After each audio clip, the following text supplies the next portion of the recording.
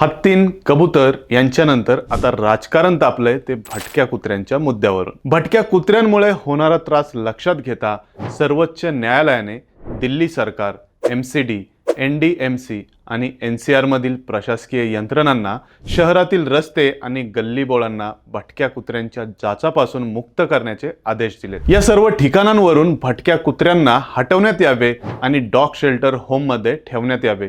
तसेच या संस्थांनी पुढच्या 6 आठवड्यांमध्ये 5000 कुत्र्यांना पकडून सुरुवात करावी असे आदेश सुप्रीम कोर्टाने दिले होते।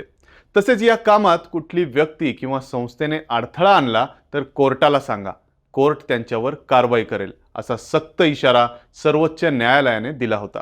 पण आता सर्वोच्च न्यायालयाच्या या निर्णयाविरोधात तीव्र प्रतिक्रिया उमटताना दिसतात।